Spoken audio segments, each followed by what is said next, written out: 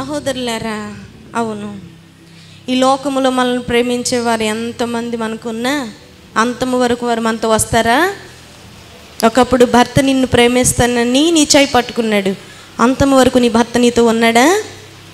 మధ్యకాలంలోనే అతడు తన యాత్ర ముగించుకొని నిన్ను ఒంటరివానిగా చేసేసి నీ చేయి పట్టుకున్న వారు వెళ్ళిపోయారు కదా.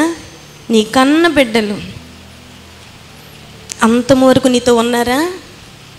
వారికి రెక్కలు వచ్చినంత వరకు నీతో ఉన్నారు, రెక్కలు వచ్చినంత వరకు నిన్ను ప్రేమించారు.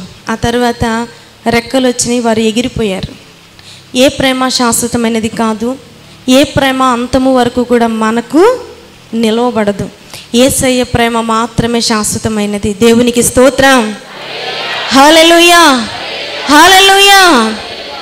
దేవుని యొక్క వాక్యాన్ని మనం జ్ఞాపకం చేసుకుందాం. రోమాపత్రిక 8వ అధ్యాయము 28వ వచనాన్ని మనం చదువుకుందాం. రోమీయులకు రాసినటువంటి పత్రిక 8వ అధ్యాయము 28వ వచనాన్ని మనం జ్ఞాపకం చేసుకుందాం. దేవుని ప్రేమించు వారికి అనగా ఆయన సంకల్పము చొప్పున పిలువబడిన వారికి మేలు కలుగుటకై సమస్తమును సమకూడి జరుగుచున్నవి అని ఎరుగుదుము. దేవునికి స్తోత్రం. హల్లెలూయా. అవును, దేవుని ప్రేమించేటువంటి వారి కొరకు రాయబడినటువంటి మాట. దేవుడు అంటున్నాడు, దేవుని ప్రేమించేటువంటి వారి కొరకంట సమస్తము కూడా సమకూడి జరుగుతాయంట. దేవుడు అందరినీ ప్రేమిస్తాడండి. దేవుడు ఎవరినైనా ప్రేమించకుండా ఉండలేదు, ఆయన అందరినీ ప్రేమిస్తూనే ఉన్నాడు. కానీ మనం దేవుని ఎంతగా ప్రేమిస్తున్నాం? మనం దేవుని యొక్క ఆజ్ఞలను ఎంతగా ప్రేమిస్తున్నాం? దేవుని యొక్క వాక్యాన్ని మనం ఎంతగా ప్రేమిస్తున్నాం? ఇది చాలా ప్రాముఖ్యమైనటువంటి విషయం. బైబిల్లో చాలామంది దేవుని ప్రేమించినటువంటి వారు ఉన్నారా లేరా? అందులో ఒకళ్ళిద్దరు పేరు చెప్పండి. దేవుని బాగా ప్రేమించినటువంటి వారు, దేవుని బాగా ప్రేమించారట వాళ్ళు. కొత్త నిబంధనలో చూస్తే మరియా, మార్తా, లాజరు, వారు యేసయ్యని ఏం చేశారు? ప్రేమించారు, బాగా ప్రేమించారు. మరి ఇంకా బైబిల్లో చాలామంది యేసయ్యను ప్రేమించినటువంటి వారిగా ఉన్నారు. మరి యేసయ్యను ప్రేమించినటువంటి వారికి కష్టాలు రావా? యేసయ్యను ప్రేమించిన వారికి దుఃఖము రాదా? యేసయ్యను ప్రేమించినటువంటి వారికి కష్టాలు రాకుండా పోతాయా? ఇబ్బంది రాకుండా పోతుందా అంటే అలా మనము చెప్పలేం. ఎందుకంటే ఈ పరిశుద్ధ గ్రంథంలో సహోదరులారా, చాలామంది యేసయ్యను ప్రేమించినటువంటి వారు ఉన్నారు, కానీ వారికి ఇబ్బందులు రాలేదని ఎక్కడ కూడా రాయబడలేదు. వారికి కూడా ఇబ్బందులు వచ్చాయి, వారికి కూడా కష్టాలు వచ్చాయి, వారు కూడా కన్నీళ్ళ గుండా వారు నడవడం జరిగింది. అయితే అది ఏ పరిస్థితి అయినా దేవుణ్ణి ప్రేమించినటువంటి పిల్లలకు ఏదైనా శ్రమ వస్తే, కష్టం వస్తే, ఆ శ్రమలో దేవుడు వారిని ఒంటరి వారిగా విడిచిపెట్టలేదు. ప్రతి సమస్య కూడా ఆయనకు మహిమార్థమైన మార్చుకున్నాడు. ఆఖరికి మరణాన్ని కూడా ఆయనకు మహిమార్థమే మార్చుకున్నాడు. దేవునికి స్తోత్రం. హల్లెలూయా, హల్లెలూయా. చాలామంది అంటారు, అబ్బా నేను ఎమ్మెల్యే గారు అమ్మాయినండి, లేకపోతే నేను మంత్రి గారు అబ్బాయినండి అని చెప్పుకుంటుంటారు. దానివల్ల వారికి ఎన్నో పనులు జరిగితే ఎంతో ఘనత వస్తుంది, ఎక్కడికి వెళ్ళినా వారికి తొందరగా పని అయిపోతుంది కదా. మంత్రి గారి పిల్లలకి, ఎమ్మెల్యే గారి పిల్లలకి, మరి రకరకాల హోదాల్లో ఉన్నటువంటి వారి పిల్లలకి. కానీ ఆ ఘనత మనకు లేదు. మనమేం మంత్రి గారి పిల్లలం కాదు, ఎమ్మెల్యే పిల్లలం కాదు, లేకపోతే ఏ ఘనత కలిగినటువంటి వారి పిల్లలం కూడా మనం కాదు. కానీ వీరందరికంటే గొప్పవాడైన దేవుని పిల్లలమై ఉన్నాం. చప్పట్లు కొట్టి దేవుని మహిమపరచు. అవును, లోక సంబంధమైన పదవి కలిగిన వారి పిల్లలకు పని అవుతుందని లోకానికి తెలుసు, కానీ సమస్తము కూడా సమకూడంట దేవుని ప్రేమించే వారి కొరకు జరుగుతాయని దేవుని యొక్క వాక్యం సెలవిస్తుంది. దేవుని పిల్లల కొరకంట మేలు కలుగుటకై, వారికి మేలు చేయటానికి సమస్తము కూడా సమకూడి జరుగుతుందని దేవుని యొక్క వాక్యము సెలవిస్తుంది. ఈ రాత్రికాల సమయంలో నేను ఒక మాట చెప్పాలని ఆశపడుతున్నాను. ఇక్కడ చాలామంది కూర్చున్నారు, ఈ లైవ్ ద్వారా కూడా చాలామంది దేవుని యొక్క మాటలను ఆలకిస్తూ ఉన్నారు. మీరు అనేకమైనటువంటి ఫోన్ల ద్వారా మరి మాకు తెలియచేస్తూ ఉన్నారు, దేవుని యొక్క వాక్యాన్ని మేము వింటున్నాము, మీ సాక్ష్యాల ద్వారా మేము బలపరచబడుతున్నామని. సహోదరులారా, కొన్ని సమస్యలు మీరు చెప్పినప్పుడు దేవుని యొక్క నామం పేరట నేను చెప్తున్నాను, నీవు ఒంటరిగా ఎక్కడ కూర్చొని ఈ మాటలు వింటున్నా నీవు అనుకోవచ్చు, దేవుడు నన్ను చూడట్లేదు, నా హృదయంలో ఉన్నటువంటి బాధ దేవునికి ఏం తెలుసు? నేను బాధపడుతున్నాను, దేవునికి ఏం తెలుసు? దేవుని చాలా ప్రేమించాను కానీ నాకు కష్టం వచ్చింది, దేవుని సన్నిధికి నేను నమ్మకంగా వెళ్తున్నాను కానీ నాకు కష్టం వచ్చిందని నీవు నేను అనుకుంటూ ఉంటాం. దేవుడు నన్ను చూడట్లేదు, నా జీవితంలో దేవుడు కలగ చేసుకోవట్లేదు, ఏ కార్యం కూడా నా జీవితంలో జరగట్లేదని నీవు అనుకుంటున్నావేమో. కానీ దేవుని నామం పేరిట నేను చెప్తున్నాను, దేవుడు నిన్ను చూస్తున్నాడు. నీ జీవితంలో అనుమతించబడిన ప్రతి శ్రమ, ప్రతి కష్టము కూడా ఆయన తనకు మహిమార్థమై మార్చుకోవటానికి దానిని అనుమతించాడే తప్ప దానిలో నిన్ను ఒంటరి దానిగా విడిచిపెట్టడానికి మాత్రం కాదండి. దేవుని యొక్క వాక్యమే మనకు ఆధారం. దేవుని ప్రేమించినటువంటి వారికంట సమస్తము కూడా సమకూడి జరుగుతాయని దేవుని యొక్క వాక్యము సెలవిస్తూ ఉంది. మనం అనుకుంటాం, అసలు దేవుడు నా జీవితంలో కలగ చేసుకోవట్లేదండి, నా హృదయంలో నేను ఒక్కదాన్నే కృంగిపోతున్నానండి అని నీవు అనుకుంటావు. నీ హృదయము నీకంటే ఎక్కువగా ఎవరికి తెలుసు? దేవునికి తెలుసు. నీ ప్రతి స్పందన కూడా దేవునికి తెలుసు.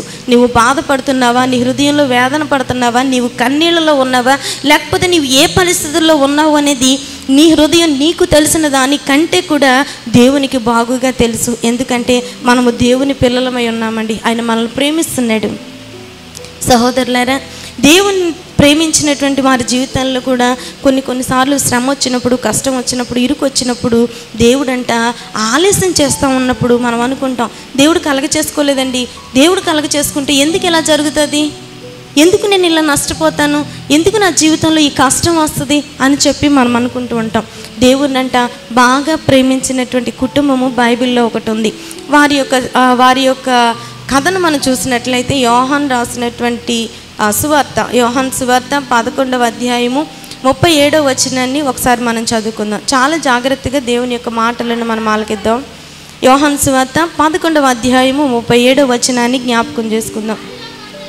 పెద్దవారికి అవకాశం ఉన్నాను. వారిలో కొందరు ఆ గుడ్డివాని కన్నులు తెరచిన ఈయన ఇతనిని చావకుండా చేయలేడా అని చెప్పిరి. చాలు. ఇక్కడ యోహాను సువార్త 11వ అధ్యాయము 37వ వచనంలో మనం చూసినట్లయితే ఇక్కడ ఒక కుటుంబం మనకు కనబడుతున్నారు. చాలా జాగ్రత్తగా ఆలకించండి. చదువు రాని వారికి కూడా అర్థమయ్యేటట్టే చెప్తాను. అందరూ చదువు వచ్చిన వారే ఉండరు కదా. చదువు వచ్చిన వాళ్ళు అయితే బైబిల్ తీస్తున్నారమ్మా, అందులో రెఫరెన్సులు చేస్తున్నారు, మాకేం తెలుసొద్దని మీరు అనుకోవటానికి లేదు. నేను మీకు అర్థమయ్యేలా చెప్పడానికే ప్రయత్నం చేస్తాను. ఎందుకంటే దేవుని యొక్క వాక్యం అర్థం కాకుండా నువ్వు వెళ్ళిపోతే ఆ వాక్యం నిన్ను ఎప్పటికీ బ్రతికించలేదు. వాక్యంలో ఉన్న శక్తి నువ్వు తెలుసుకోకపోతే ఎప్పుడు కూడా నువ్వు ఆత్మీయంగా బలపరచబడలేవు. ఇక్కడ ఒక కుటుంబం ఉన్నారు, మరియా, మార్తా, లాజరు, ఇద్దరు అక్క చెల్లెళ్ళు, ఒక సహోదరుడు. ఇద్దరు అక్క చెల్లెళ్ళు ఉన్నారంట, ఒక తమ్ముడు అన్నయ్య. వీళ్ళు ముగ్గురు కూడా యేసయ్యను బాగా ప్రేమించినటువంటి కుటుంబం అంట. యేసయ్య అంటే చాలా ఇష్టం అంట వారికి. యేసయ్య ఆ ప్రాంతానికి వచ్చినప్పుడల్లా కూడా యేసయ్యనంట వారి ఇంటికి తీసుకొని వచ్చి ఆతిథ్యం చేసేవారట. యేసయ్య ఎక్కడా రెస్ట్ తీసుకొని ఇచ్చేవాళ్ళు కాదంట. మా ఇంట్లోనే ఉండాలి, మా ఇంట్లో ప్రసంగం చెప్పేసాయా, అందరినీ రమ్మనండి యేసయ్య అని చెప్పి దేవుని కొరకు మంచి మంచి కార్యాలు చేసి దేవుని బాగా ప్రేమించేవారంట. అందరూ కూడా అనుకునేవాళ్ళంట, వీళ్ళ యొక్క తండ్రిలాగో లేకపోతే అన్నయ్యలాగో యేసుప్రభుని చూస్తూ ఉంటారు. మనల్ని కూడా అంటారు కదా, మన సంఘంలో చాలామందిని చూసి వీళ్ళకి ఏదో పిచ్చెక్కిపోయింది, 24 గంటలు ఆ మందిరమే వాళ్ళకి, 24 గంటలు వాళ్ళ అమ్మగారు వాళ్ళ అయ్యగారు నోట్లోంచి ఆ మాట కూడా తీయట్లేదు, వీళ్ళకి ఏదో పిచ్చెక్కిపోయింది అని అంటున్నారు కదా. అలాగే ఆ దినాల్లో కూడానంట మరియా, మార్త, లాజరును చూసి ఆ చుట్టుపక్కల వారు అందరూ అన్నారంట, వీళ్ళకి ఏదో పిచ్చెక్కిపోయింది, 24 గంటలు ఈ ప్రాంతానికి వచ్చినప్పుడల్లా యేసయ్య వాళ్ళ ఇంట్లోనే ఉండాలంట, 24 గంటలు ప్రార్థన, 24 గంటలు పాటలు, వీళ్ళకి ఏదో బాగా పిచ్చెక్కిపోయింది అంతగా భక్తి చేశారట వాళ్ళు. కానీ ఒకానొక దినాన్న యేసయ్య ప్రసంగం చేశారు, ఆయన వెళ్ళిపోయారు. కొన్ని దినాల తర్వాత యేసయ్య కూడా వారంటే చాలా ఇష్టం అంట. యేసయ్యను వాళ్ళలా ప్రేమిస్తున్నారు, యేసయ్య కూడా వాళ్ళని అలాగే ప్రేమిస్తున్నాడు. అంతగా ప్రేమిస్తున్నటువంటి యేసయ్య అంట ఒక దూర ప్రాంతానికి ఆయన వెళ్ళాడంట. ఈలోపు ఈ అక్క చెల్లెలకు ఒకే ఒక సహోదరుడు. ఆయనంట సడన్గా ఆయనకు ఒక బలహీనత వచ్చింది, ఆయన రోగి అయిపోయాడంట, మంచంలో పడ్డాడంట. అప్పుడంట యేసయ్యకి కబురు చేశారంట. యేసయ్యకి కబురు చేసి, యేసయ్య లాజరు మరి రోగి అయిపోయాడు, అతనికి జబ్బు చేసింది, నీవు త్వరగా వచ్చి తమ్ముడిని స్వస్థపరచాలి. ఎందుకంటే నువ్వు గుడ్డి వారి యొక్క కన్నులను తెరుస్తున్నావు, మరి చెవిటి వారి యొక్క చెవులను తెరుస్తున్నావు, పక్షవాయువు కలిగిన వారిని స్వస్థపరుస్తున్నావు, చచ్చిన వారిని లేపుతున్నావు, ఇన్ని గొప్ప కార్యాలు జరిగిస్తున్నావు. నీవు మన ఇంటిలో మేము ఎక్కువగా ప్రేమిస్తున్నటువంటి యేసయ్యని ఎక్కువగా ప్రేమిస్తున్నటువంటి మన ఇంటిలో ఒకడు రోగి అయి ఉన్నాడయ్యా, మన సహోదరుడు రోగి అయి ఉన్నాడయ్యా, త్వరగా రా అని చెప్పి కబురు చేశారట. కబురు చేసినప్పుడంట యేసయ్య అంట విన్నాడంట. మాట విని ఆయన వెంటనే వెళ్ళలేదంట. వినండి, వారు యేసయ్యని ప్రేమించలేదా? ప్రేమించారు. యేసయ్య వారిని ప్రేమించలేదా? ప్రేమించాడు. కానీ ఆ కుమారుడు రోగి అయి ఉన్నాడని తెలిసి కూడా యేసయ్య వెళ్ళలేదంట. కొంత సమయానికి ఆ కుమారుడు చచ్చిపోయాడంట, లాజరు చచ్చిపోయాడంట. అప్పుడంట మరలా కబురు చేశారంట, అయ్యా లాజరు చచ్చిపోయాడు అని కబురు చేస్తే ఆ కబురు తెలిసిన వెంటనే ప్రేమించేవారైతే ఏం చేస్తారు? మనల్ని బాగా ఇష్టపడుతున్నటువంటి వారు ఉన్నారు, వారి ఇంట్లో ఏదైనా జరిగితే మనం వెంటనే మనకున్న సమస్తాన్ని విడిచిపెట్టి వెళ్ళిపోతాం. అయ్యా అతడు చచ్చిపోయాడు అయ్యా అని చెప్పి కబురు వచ్చిందంట. అయినా యేసయ్య వెళ్ళలేదంట. కొంచెం సేపటికంట ఆ కుమారుడిని సమాధిలో పెడుతున్నారంట. యేసయ్య సమాధిలో పెడుతున్నారయ్యా లాజర్ని. లాజర్ నువ్వు ప్రేమించావు కదా, లాజర్ కూడా నిన్ను ప్రేమించాడు కదా, ఇప్పుడు సమాధి చేస్తున్నారయ్యా అని కబురు చేసినా యేసయ్య వెళ్ళలేదంట. మనమైతే ఏమంటాం? దేవుని ఎంత ప్రేమించామండి, మేము ఎంత ప్రేమించామండి. ఈ ప్రమాదం జరగకుండా దేవుడు కాపాడలేకపోయాడా?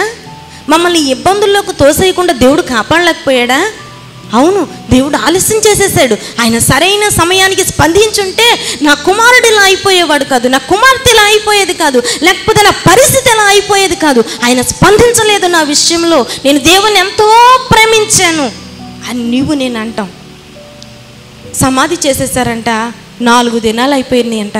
ఆ 11వ అధ్యాయం తర్వాత మీరు చదువుకుంటే యేసయ్య అంట వచ్చాడంట. కానీ ఎప్పుడు వచ్చాడో తెలుసా? 5వ రోజున వచ్చాడట. 5వ రోజున వచ్చంట. మరియా మార్త కూడా ఇద్దరు కూడా యేసయ్యని చూసి ఏడ్చారంట. అయ్యా నువ్వు త్వరగా వచ్చుంటే నా తమ్ముడు బ్రతికుండేవాడు, చచ్చిపోయేవాడు కాదయ్యా.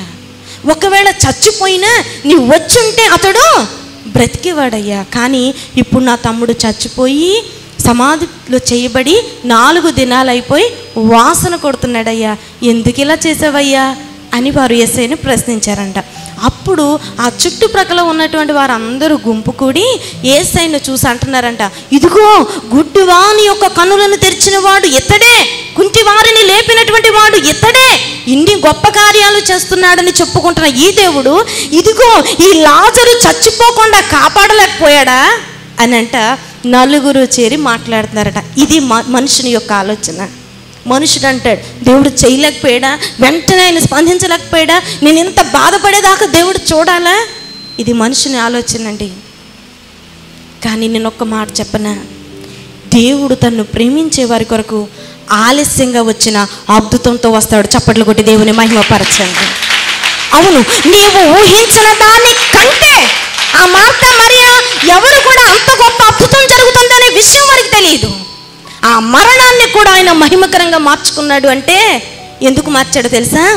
వారు దేవుని ప్రేమించిన బిడ్డలు కనుక.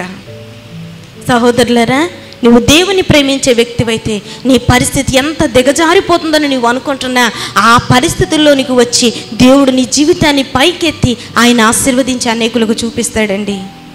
కానీ అన్యజనుల మాదిరి మనం మాట్లాడకూడదు.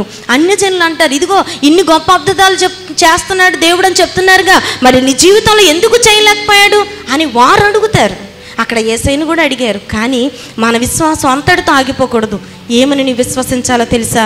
నేను దేవుని ప్రేమిస్తున్నాను కనుక నా దేవుడు నన్ను ఎంతగా పరీక్షిస్తాడో, ఆయన ఎంత ఆలస్యము చేస్తాడో అంత అద్భుతముతో ఆయన నా జీవితంలోనికి వస్తాడు అని నీవు నమ్మగలిగితే నీ జీవితంలో గొప్ప కార్యాన్ని నువ్వు చూడగలుగుతావు. ప్రార్థన చేసుకుందామా? ప్రతి వారు కూడా ఏకీభవించండి. స్తోత్రములు నాయన, కృపా సత్య సంపూర్ణుడని పరిశుద్ధ పాదములకు వందనాలు, స్తుతులు, స్తోత్రాలు చెల్లించుకుంటున్నాను ప్రభువా.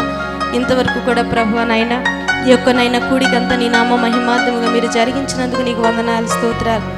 చేరి వచ్చిన బిడ్డలందరినీ ఆశీర్వదించండి, దీవించండి ప్రభువా. వారి హృదయాల్లో ఉన్న ప్రతి బాధ వారు నీకు తెలియచేశారు దేవా. నిన్ను ప్రేమించేటువంటి వారికి మేలు చేయటానికి సమస్తము కూడా నీవు సిద్ధపరుస్తానని నీ వాక్యం సెలవిస్తుంది కనుక అయినా మేము నిన్ను ప్రేమించే వారిగా చేయండి అయ్యా. నిన్ను ప్రేమిస్తున్నామని చెప్పడం మాత్రమే కాదు, నీ వాక్యానుసారంగా నడుస్తూ శరీరానుసారులుగా మేము ఉండక ఆత్మీయులుగా మేము మార్చబడినైనా నీ వాక్యాన్ని ప్రేమించి ఆ వాక్యము మాకు బోధించినట్లుగా నడిచే కృపను మీరు మాకు ఇవ్వండి. ఇక్కడ మోకరించిన ప్రతి బిడ్డను ఆశీర్వదించండి అయ్యా. ఈ వాక్యాన్ని ఆలకించిన ప్రతి బిడ్డను కూడా మీరు దీవించండి, ఆదరించండి ప్రభువా. ఈ యొక్క కూడికంతా కూడా మా జీవితాలకు ఆశీర్వాదకరంగా మేలుకరంగా చేయండి. మా పరిచర్యలన్నిటినీ దీవించి ఆశీర్వదించినైనా రేపు జరుగుతున్నటువంటి ఆరాధన నీ నామ మహిమార్థముగా జరిగించి మీ నామానికే మహిమ తెచ్చుకొనమని యేసు పరిశుద్ధ నామంలో అడుగుతున్నాను తండ్రి, ఆమేన్. యేసు రక్తమే ఇచ్చాం, ప్రభు యేసు రక్తమే ఇచ్చాం. ప్రభు యేసు నామము సంపూర్ణ జయం కలుగునుగాక. ఆమేన్. అందరికీ వందనాలండి.